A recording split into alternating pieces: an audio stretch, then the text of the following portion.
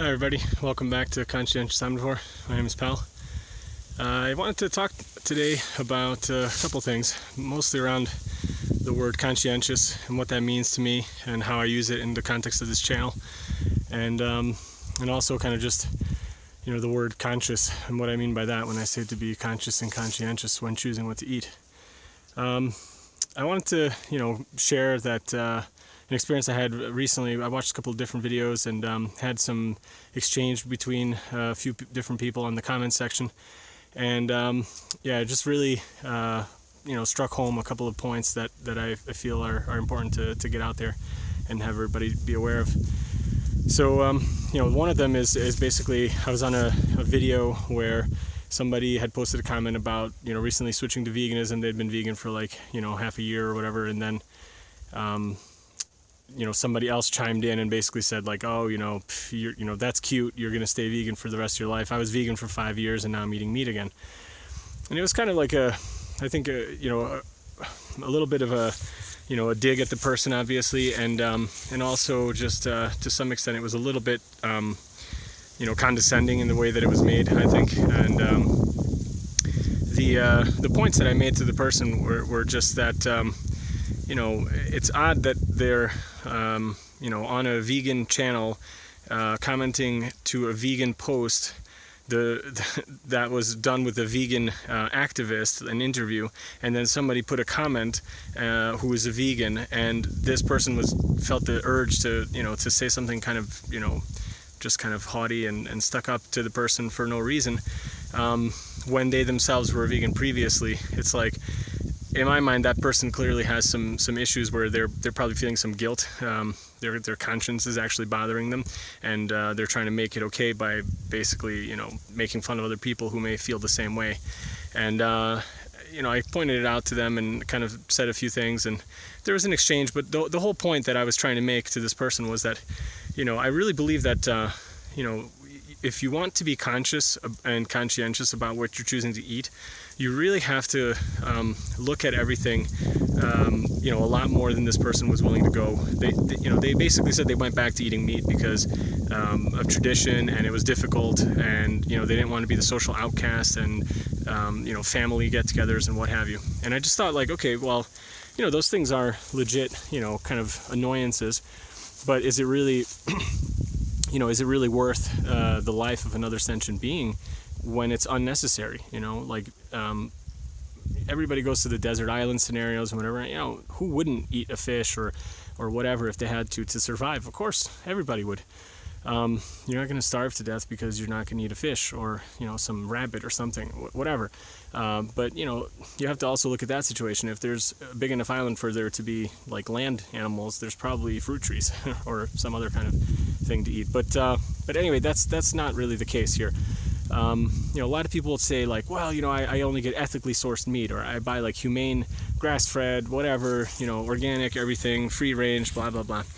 And I say, even if you're the type of person who like, you say this stuff, but are you really the type of person that when you go out to eat with anybody, do you basically only go out to eat where there's like free range, organic, everything like that, humane meat? Or, are you just getting whatever's off the menu?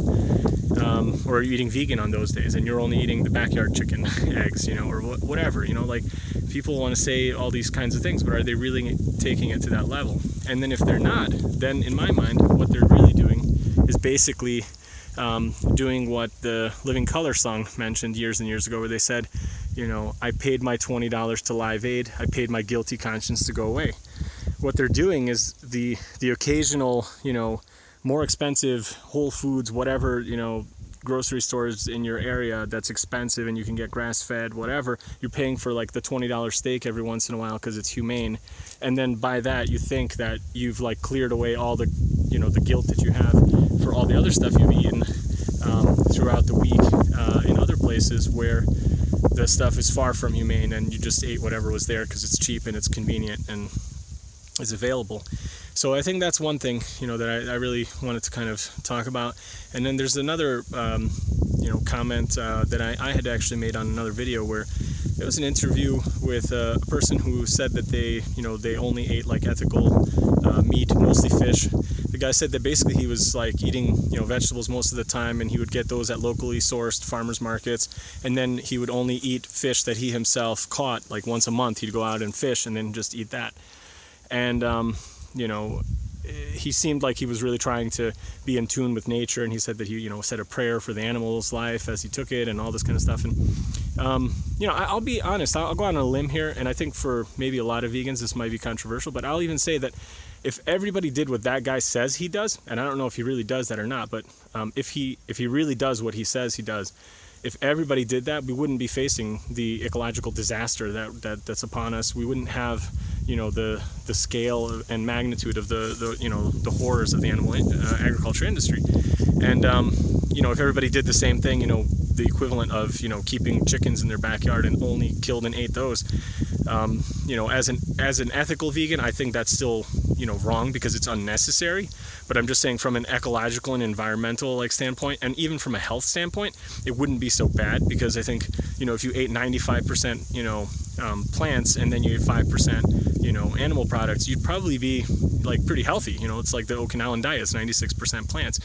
And so I think from that standpoint we'd all be a lot better off. But my point is to go to that next level of being conscientious. What does your conscience tell you is the kind of cleaner thing? To go and eat an apple, or to go and kill a fish?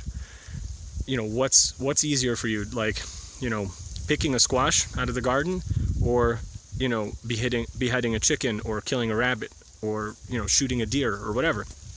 And that's kind of what I really wanted to say to this person, if I could get the chance. That it wasn't my video, it was just an interview I saw, but that's kind of the angle that I would go to. It's that I wouldn't be trying to judge them, because I think if they've done what they say they have, that's actually a really, really awesome step. And I think if everybody did that, it'd be great. But I would just ask them, what do you think your conscience would rather have you do? And I hope this is a little bit of food for thought.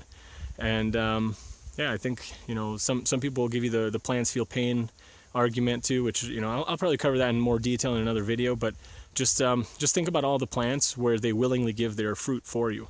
So I'm going to show you guys in a little bit how I harvested the apples from our backyard recently. And you think about a tree, you're not harming the tree by taking the apple. If anything, you're helping it reproduce, because you're taking the apple, you're eating it, and you're spitting out the seeds somewhere else. It's going to help grow another tree. And you can realize that a lot of plants are like this. So anything that produces fruit, it's meant to be eaten. That's the whole point of it. It wants an animal to come by and eat it and crap it out somewhere else, or spit it out somewhere else, and have the plant reproduce that way. Same thing with things that grow on like vines and things like that, tomatoes, etc., squash. All of those kinds of things. Some people will argue like you shouldn't eat root vegetables because you're killing the plant by digging it up. Okay, fine. If you don't want to eat root vegetables, you can still eat a plenty varied diet. With that, I don't think that's necessary, because I don't think plants feel pain and they're not sentient. But again, like I said, that's another topic for another video. But so I think I'll show you guys how I'm picking the apples. And I'd really like, for that to be in the back of your mind the next time you're out there and you're picking food, or at the market, and you're in the aisle with the meat. Think about that an animal had to die for that, or suffer for it, for you to get that. Whereas for fruit or some vegetables, the plant is still fine and it can continue growing on, and there's no harm done to it.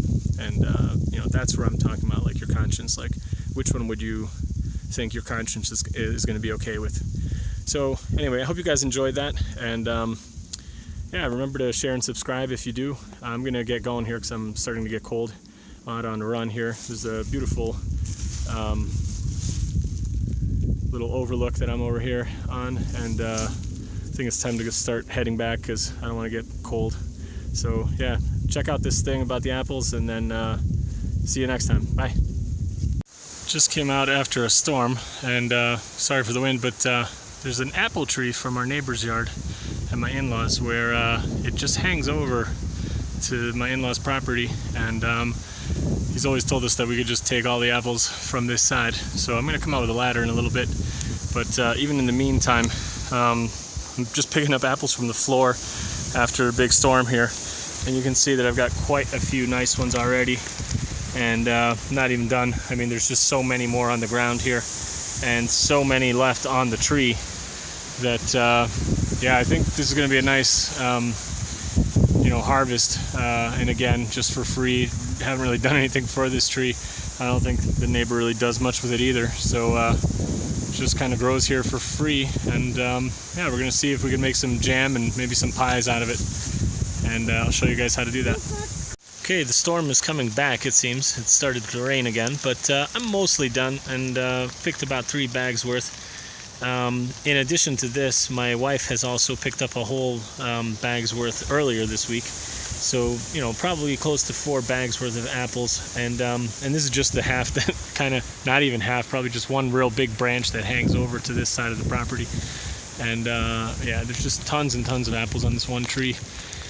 So I'm going to call it a day here. Might be able to try to get a couple more from here, but it's really hard to get the ladder in close enough because of these, whatever these bushes are. So yeah, I guess if anybody's designing their garden, don't plant these evergreen kind of bushes near your apple trees. They get in the way and it makes it difficult to pick the apples. So yeah, I think that's pretty good, especially not bad for free. So we'll start washing these and grate them down, and like I said, probably turn most of them into jams, but maybe make some pies as well. And for anybody who stuck through the whole video, thanks. I wanted to share some bonus footage. This is the trail I'm taking to get home now. I just love this section of woods. Beautiful trees and little gentle rolling hills. Super awesome, little windy, like a fire road, and I just love being out here. It's awesome. I encourage everybody to get out and run in nature whenever you can. Always a refreshing thing for your well-being, your soul, your mind, your chi, whatever you want to call it. Hope you guys enjoyed it. Bye.